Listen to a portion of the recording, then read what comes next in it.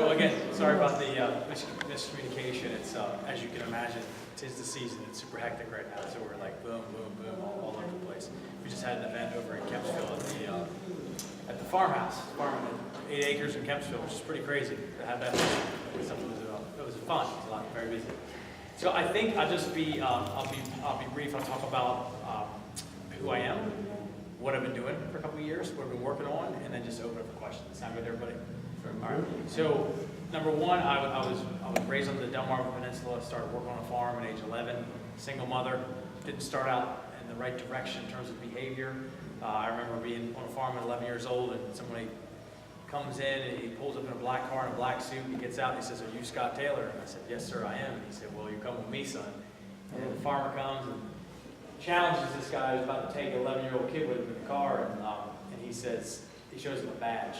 Next thing I know, I'm in the police station being charged with malicious destruction of property and breaking and entering. And imagine how proud my mother was that her little young man was on probation at 12 years old. So she signed me up for a program called Big Brothers Big Sisters. You guys familiar with that? Oh, yeah. So if it wasn't for my big brother, then I wouldn't be here tonight because he changed my whole life. There's no question about that. And that's my claim to fame, by the way. I'm the first little brother elected to Congress. So he taught me everything from having a napkin in my lap at the dinner table to stock options and all those things that really encouraged me and gave me self-confidence and self-worth and things like that, which enabled me to leave that little small town, go into the Navy, go and be a Navy SEAL. So I spent just over 8 years in the SEAL teams, going all throughout South and Central America, and then of course to Iraq in the war. Went there as a sniper, spent some time there until I got injured. Came back here, ended my vacation in Iraq. Came back here, finished my time out, spent some time in real estate. Recession hit, wasn't so fun in real estate. Spent some time back and forth for about 4 years, going back and forth to Yemen.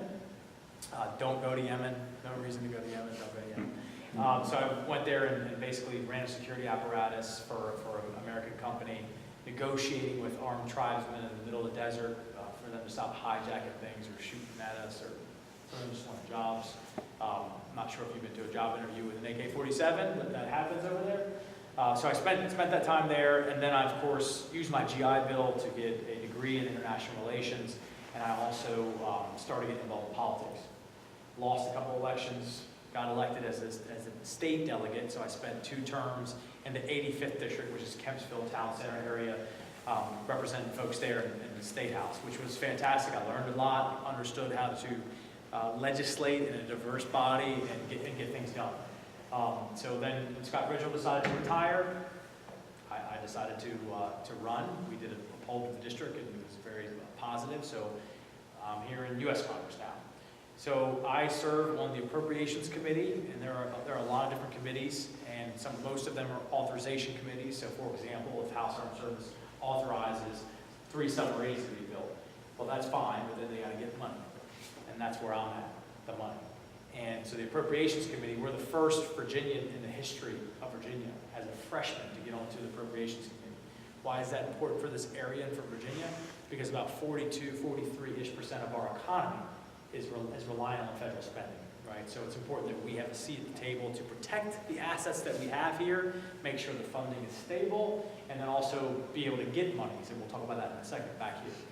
When I decided to run, I ran on 3 major things that I would work on. I've worked on a lot of different things, but the 3 major things were a stronger military, taking care of veterans, and then the economy.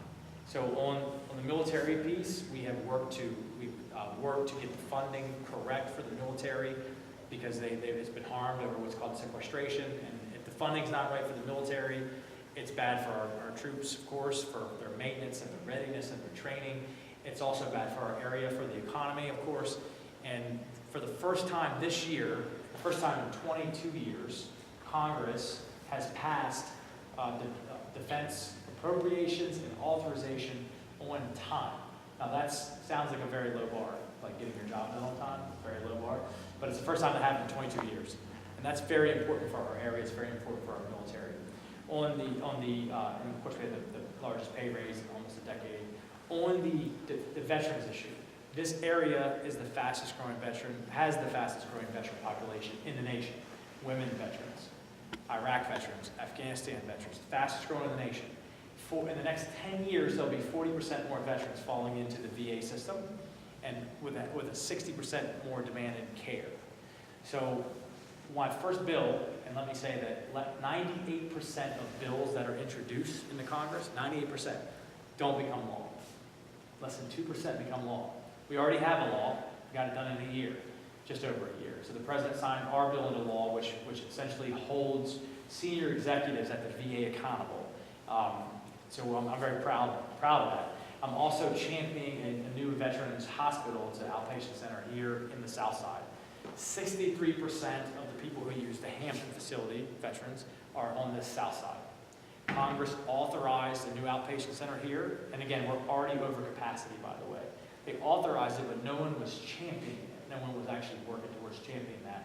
And as you can imagine, the federal government, if someone's not doing, like pushing and pushing, it just takes forever and years gets added to it. So we've had a decision maker in my office like 7 times over the past year and a half.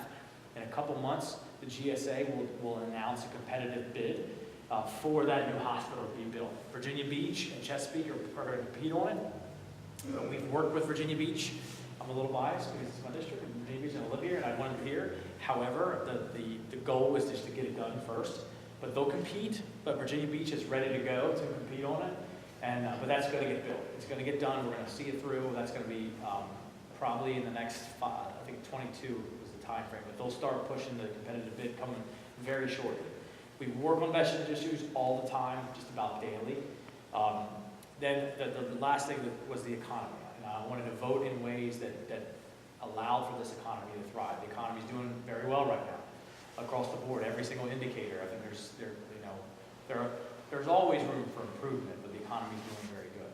I do want to talk about really briefly about a couple of things that we've done, but probably a bill that we put in place that we just passed, I think is probably one of the best things I'll ever do. And how many of you guys are familiar with the Ashanti Billy case? So the Ashanti Billy was a young African-American girl who was abducted off of Little Creek Naval Base. She was 19 years old. And this was just over a year ago. And I got these text messages, and they said, will you meet with this family? And it was about a week and a half into the abduction. And they had found her phone, and they had found her car, but of course it was kind of a stagnation, or a stagnant place. And so I said, yes, of course. Can the family meet with me very early, because I got to fly to D.C. That morning I had a flight already. So they met with me, and I knew in my gut, in my heart, that this family was going to get some bad news. And so, but one of the problems that they had at the time was you had the Beach Police, North Police, FBI, NCIS. They were all on the case, if you will, but it didn't seem like anybody was really spearheading it, and they felt like they weren't getting communicated to. So I canceled my flight, and we started calling the FBI and calling the police departments and stuff like that, pushed the FBI to take over the investigation, which about 2 hours later, they did a press conference. They took over the investigation, put more resources, and then unfortunately, of course, her body was found in North Carolina, and she was murdered. So after that happened, we talked with the family, and we were like, how can we help with this? How can we help with missing adults, quite frankly, that across the nation, because we saw that this was a much bigger problem. And so what we did was we looked at the Amber Alert. So we're all familiar with the Amber Alert, 18 and below. It essentially allows for the police work. Once they say, hey, we want to issue an Amber Alert, you get broadcast media, you get telecommunications, all of our social media, we share it and send emails out for Amber Alerts.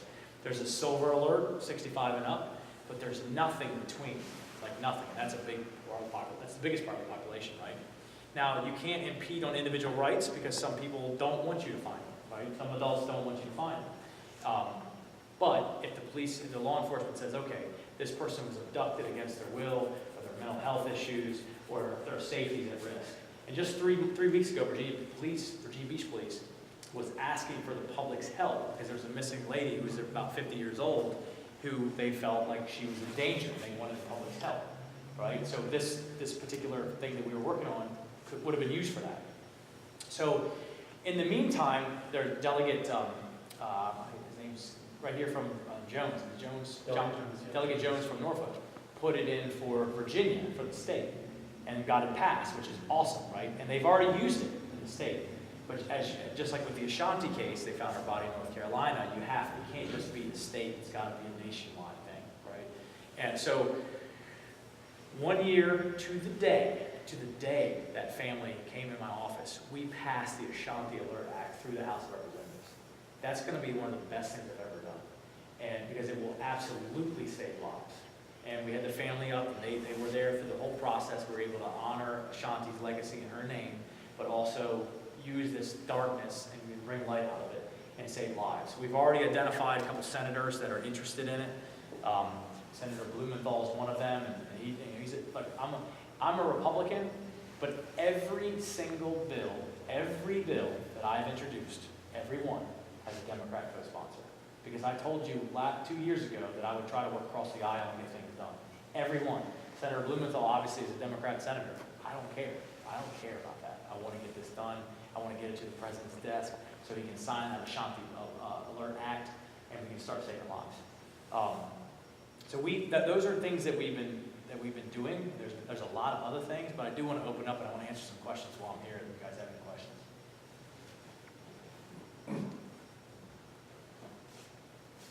Yes, sir. I like how he paused and waited, then it was like, anybody else a chance? You always do. And thank you for that. My name is Dana Arnold, and I'm a resident of the L&D Gardens. And my question is concerning the two-party system. You know, what's your thoughts on, because we have two parties. Essentially, right? We have other ones, but really, right. We have two parties, and it's either this issue on one side and another, the objectors. There's no in between. There's no gray area. You either for me or against me. And as just a common citizen, I look and I see the discourse. It's like two rival, and I don't want to use the word tribes, but that's the best way I can describe it. In this time, I think that's an appropriate word. It's two tribes, throwing rocks at each other, and nobody is getting anything done. And there are a lot of ideas out there coming from independents and again, I don't want to focus on other countries, but you have other countries that have a lot of different ideas, a lot of different co-ops or whatever you call them, parties, associated affiliates, and they all seem to work together and get things done. Or sometimes it slows the government down, which sometimes is a positive, right? Yeah, sure. Right, yeah. Because we jam a lot of bills through, a lot of laws through, and by the time I find out what the law is actually doing, I'm leaned up against the police car. I understand. Theoretically, you see what I'm saying? So, what are your thoughts on that? So I think you got two things that you're speaking here. You have the parties, Right. And then you have the system, right? Right. So I think that the system, our system, the way the system is set up, it's slow. Right, it's intentionally slow because you don't want crazy swings. Well, you want it slow. You want it slow, right? And it's funny because sometimes the things that frustrate me about being slow, because I'm a guy who likes to get things done. I'm goal oriented. I'm a military guy at heart. That's all my adult formative years were in the military. So I don't care if you're black, white, brown, gay, straight. I don't care. I don't care if you're Republican or Democrat. If there's something to do, we want to get it done. Let's get it done. We can argue about the stuff we don't agree with, but where the common ground is, let's push that. Let's move it. So I like to do things constantly. But some of the same things that are put in place with the system frustrate me too. But they're also necessary in some respects, right? Like as we talked about, those crazy swings one side or the other. You don't really want to do that. I think, and quite frankly, you're seeing that happen now, right? So there's some pretty big swings from the Obama administration to the Trump administration, right? You're seeing those swings, and it's kind of it's tough on us. You know what I mean? It's tough on us. So I think some of those things are good in place. Now on the party system, there are two. There are other parties, of course, but essentially there are really two that you're on. And I don't agree with everything that would be on my party platform. right? When you look at, I'll give you a couple examples, right? So Chesapeake Bay Foundation money, right? To clean, Chesapeake Bay money to clean up, my party wanted to zero it out. The administration wanted to zero it out. I think that's a mistake. And I went there and helped secure that money and bring it back down to be able to clean up Chesapeake Bay for economic reasons, for our own enjoyment, and it's just much bigger than that a little bit of money actually with public and private and academia and nonprofits. It actually became much, much bigger because there's so many people working, volunteers and all that stuff like that to clean the bay. I think it's in our best interest to have a clean bay. And why I say that about the parties is I definitely find myself outside of my own party in certain things. I don't think there's anybody in this room that agrees with someone 100% of the time. I also don't think there's anybody in this room that can be put in a box, right, with just one little, like, okay, yeah, this is what I am. I'm just a straight Democrat, or I'm just a straight Republican, or I'm just libertarian. So I would, if I could label myself in the best way, it would be like Republican libertarian, because I don't feel like I'm in a box. And parties are designed to do that, to sort of put you in the box and then fight it out, right? They're designed to put you in a tribe, right? They really are. And I would be okay with a third party emerging, right, in this country. And when you're talking about other countries, or even a fourth or fifth. or yeah, sure. Yeah. But as it stands right now, that is not the case, right? It's not the case. And if you look at other countries like Israel or the UK or something like that, where they have multiple parties, they also have a parliamentary system, so it's a little bit different. But they have to build coalitions to be able to move forward. They have to build a coalition to even get a government in place. Right. So they're almost forced to work together. Right. So I do like that. I like that. It would be interesting if there was a third party or a bigger party, but the reality is right now there's not. But in this area too, and it sounds like you're one of them. In this area, there's a big percentage of independents, or they believe themselves as being independent.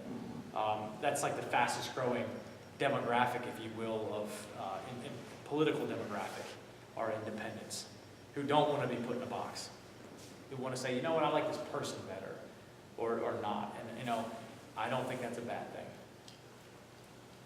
Yes, sir. First of all, I want to thank you for coming. Yes, sir. I want to thank you for your service to this nation. We're appreciative of that service.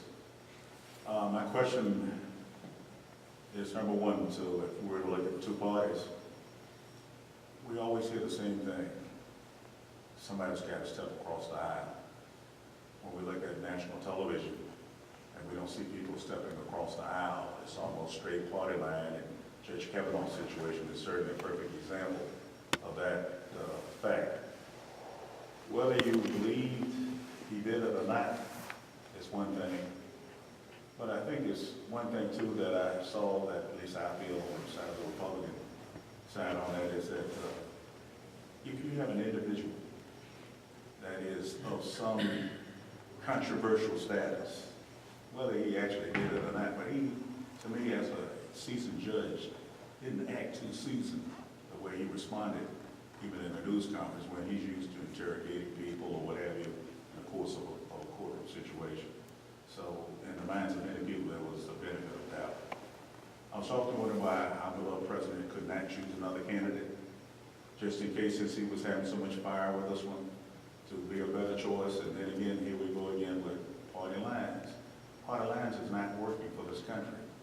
It's not just about Democrat or Republican, it's just party lines is not working. When we elect people, we look at you as the person outside of the box that will come with your own ethics, and you will vote because it's the right thing to do, whether it's for your party or not. But that gets lost, because as young congressmen going to Congress, they are promised office that we get this bill through, I'll get you in this committee, and you can rise further up and strengthen the party.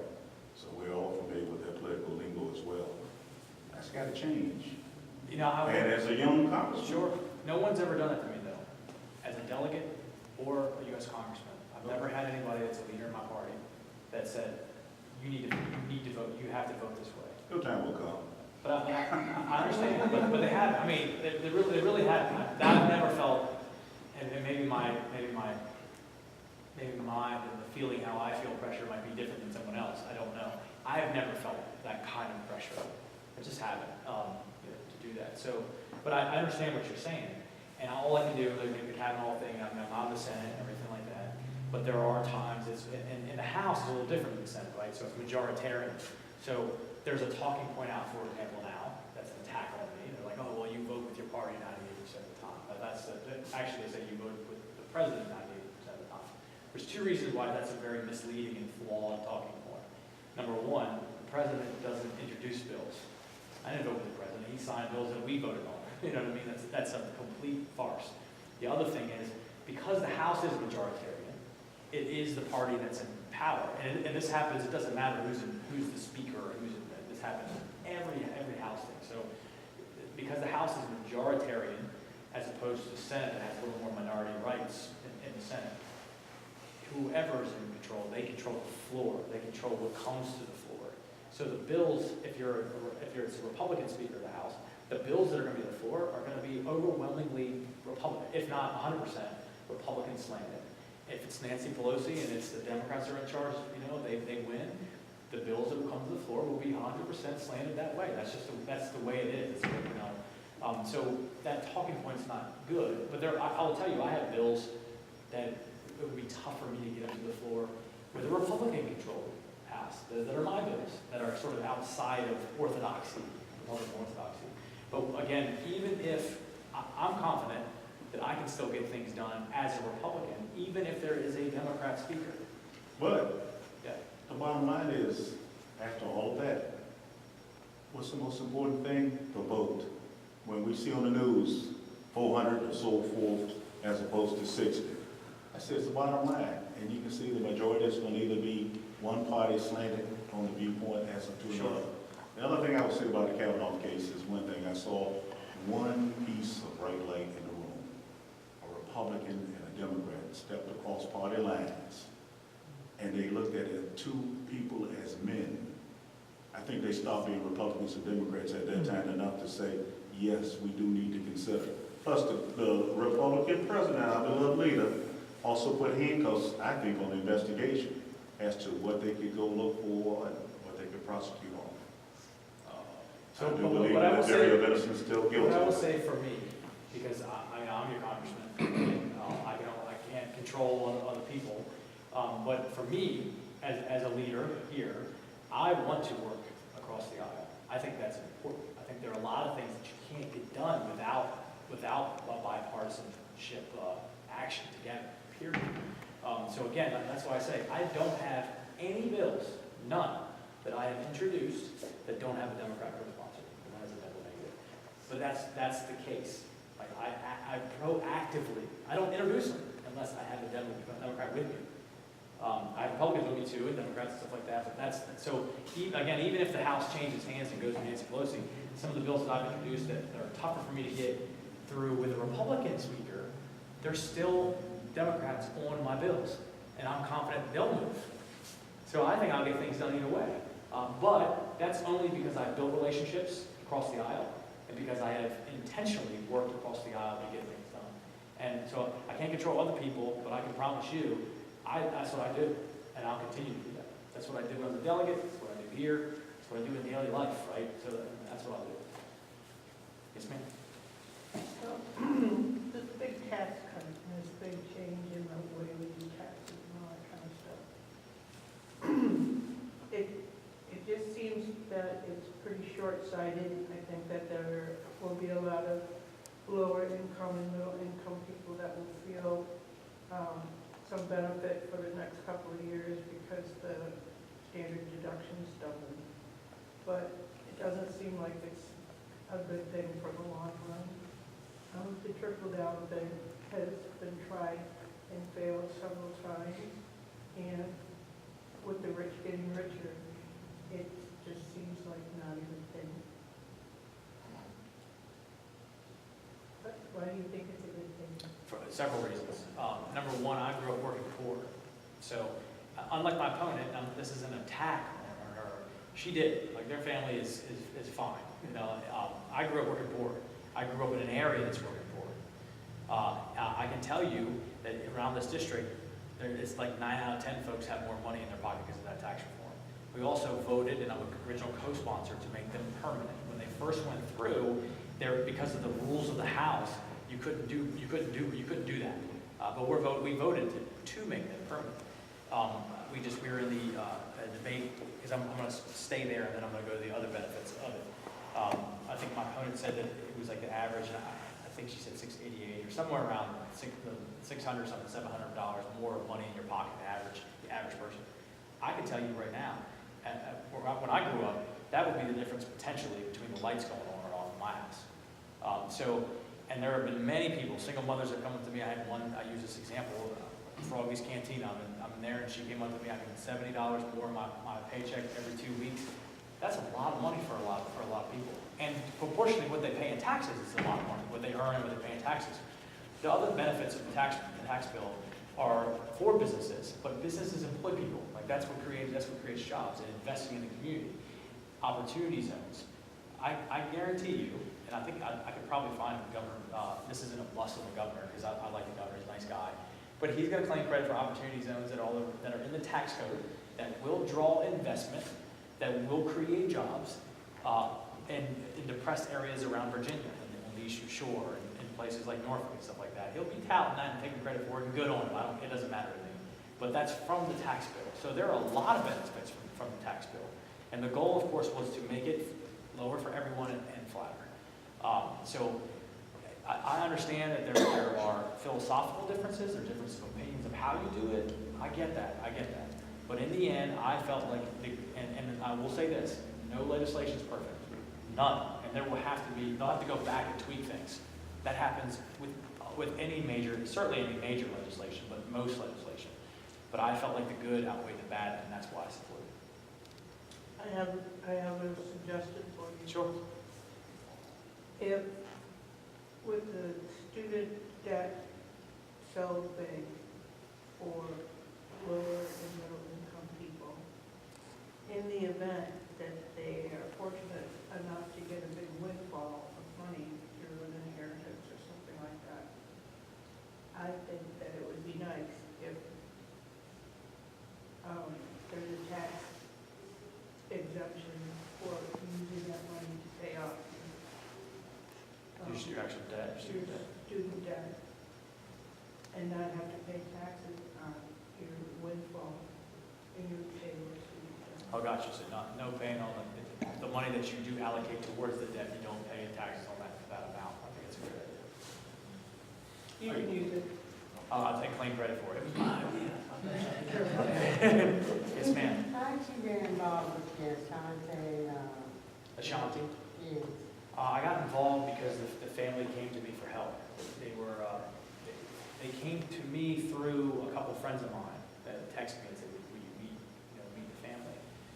So that's how I got involved. They were in my office that morning, and we just, like I said, I was scheduled to fly to DC, and I just canceled it and just helped them out and pushed the investigation to the FBI.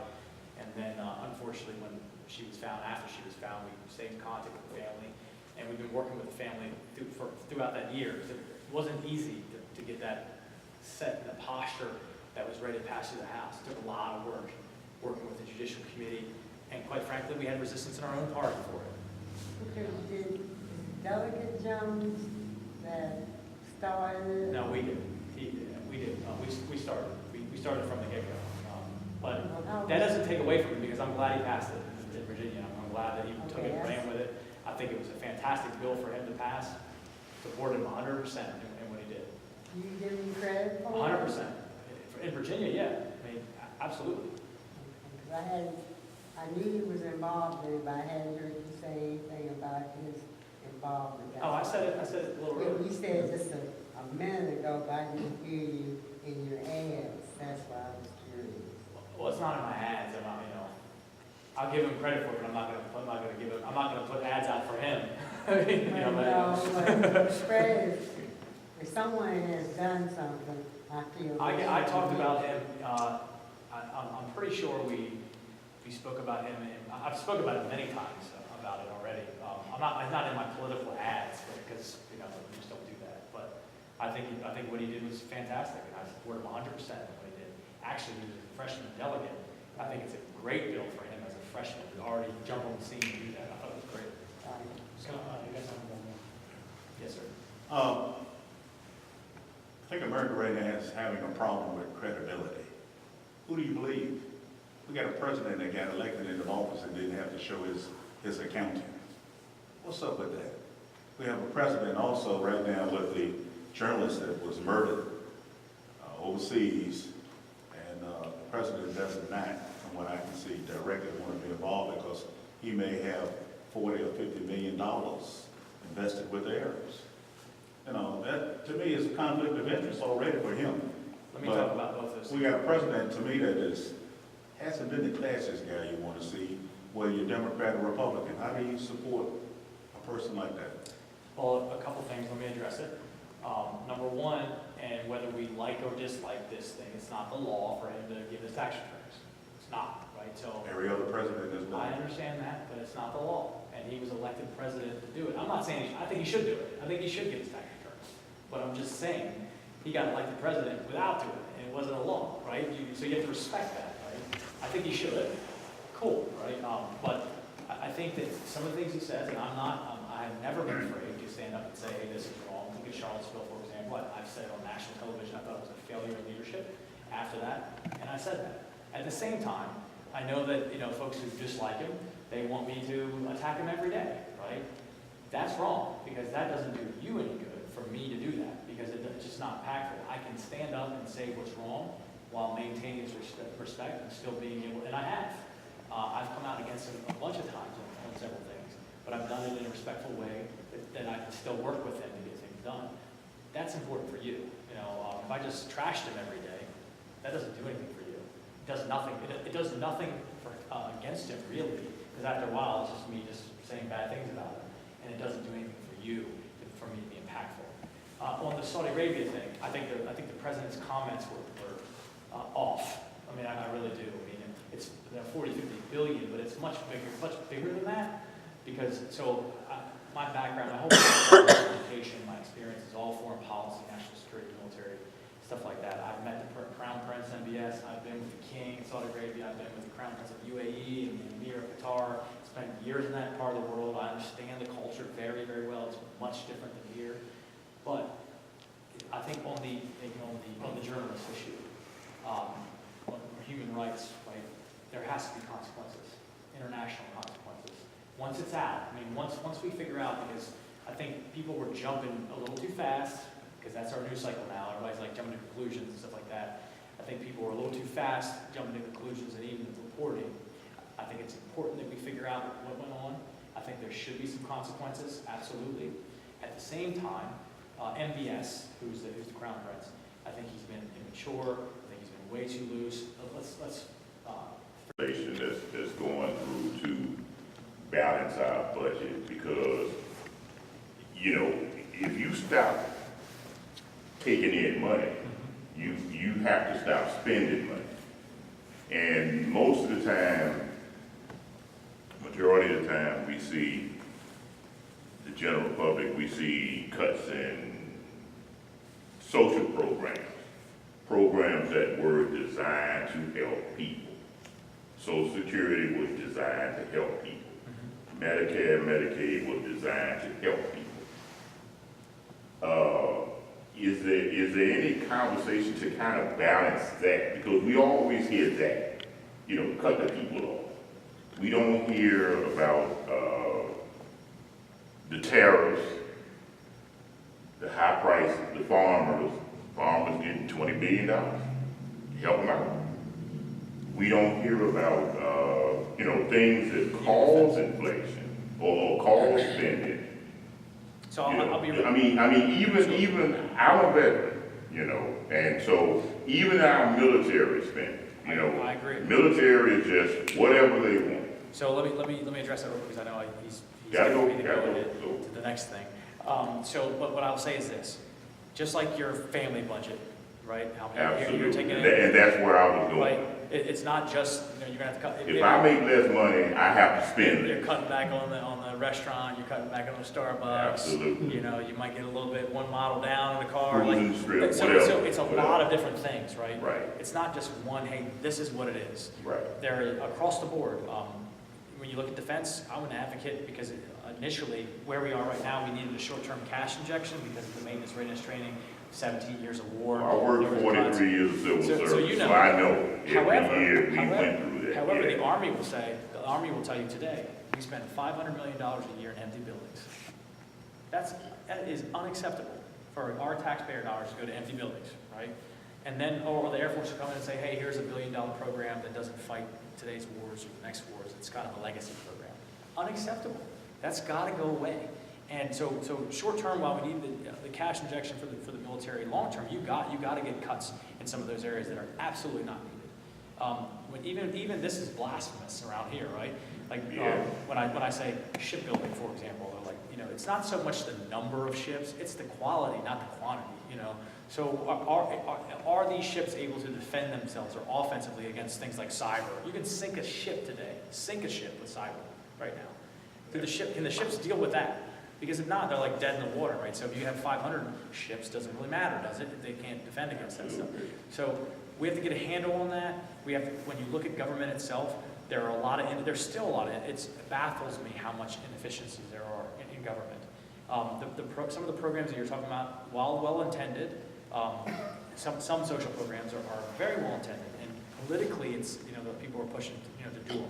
But they have to be efficient and effective too. They shouldn't be going to help somebody who can help themselves, right? If you can't help yourself, we should absolutely have social nets to help people who can't help themselves and help the least amongst us. All for it. But it should be efficient and effective, and if that person can help themselves and others, then they should be doing that too, right? When you look at Social Security and Medicare, I'm actually for a lockbox to not allow for politicians to touch Social Security, because it's our money. We're the ones who pay into that stuff. They shouldn't be able to touch those things. Long-term wise, when you look at the budget and you look at the fastest growing part of the budget, most of it's mandatory spending. And mandatory spending, politicians don't have to touch it. So they don't, because it's too tough for them to actually do tough work and look at it. I will tell you, when you look at Social Security or Medicare, for my generation, for his generation, my tracker over there, my Democrat tracker, for our generation, we're going to have to make some tough decisions. We're going to have to look at it and say, hey, should we tweak, for the long term, small tweaks in eligibility or something like that to make sure it's sustainable there? Is that a responsible thing to do? I couldn't even tell you yes at this moment, because it's still it's just mandatory. Like, no one touches it, no one looks at it or anything like that. But everyone in Washington, Democrats, Republicans, not really many independents, but they all know that those things are on unsustainable track. We shouldn't do anything that harms folks that are, Social Security, Medicare. Now, I'm not for that whatsoever. But in my generation, I think you have to responsibly say it shouldn't be just mandatory and just go on forever and be unsustainable, because it's just going to fail. You got to look at it and see if there's anything we can do. Say again. That's one thing. People are like, well, why put the money back? Like, where are you going to get it from? Because they did rate it. They rated it, and that's unacceptable. So that's why I want a lockbox. So future Congresses touch it. So here's the thing on that, and I know that tax cut. So when you look at there was 8. So there's a deficit, right? And the deficit, about almost 40-ish% of it is from don't hold me to it, but percentage of it is paying for the debt before. And under the last decade, there's like $8 trillion in debt that came there with no economic benefit. Whereas I believe, and reasonable people disagree with this, and that's fine, no problem. I believe that the tax cuts will actually spur economic growth. And some people don't believe that, and that's fine. That's why we live in this wonderful country where we can agree and disagree. But I think it does too, but when you combine it with other cuts, because, okay, I personally would retire. I could retire at 55. My children have to go to 65. My grandchildren are going to be 105 before they get retired. Yeah, 75. Right. Y'all baby boomers, now we got to deal with it. Yeah, because we got to deal with the baby boomers. Because I worked for the civil service when we had a pension system. Sure. And at 55 and 30, I could retire. My children have to work 10 years longer than I do to retire. Because some of those things don't work Because anymore. some of those programs were rated. When Social Security was first administered under Roosevelt, they couldn't go in there. And then a few years, it's like, okay, let's pass a bill to get into Social And I gotta Security. go, but that's a great note for me to say, that's exactly why it's for in a lockbox, so you can't touch it, you know?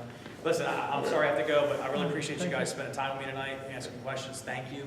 Obviously, I'm asking for your support November 6th, when it's coming up, and if there's, and aside from that, if there's anything that my office can do to help you out in any way, navigate anything, disability, social security, any government, anything, don't hesitate to call us. That's why we're here. So thank you guys very much. Appreciate it. Thank you so much.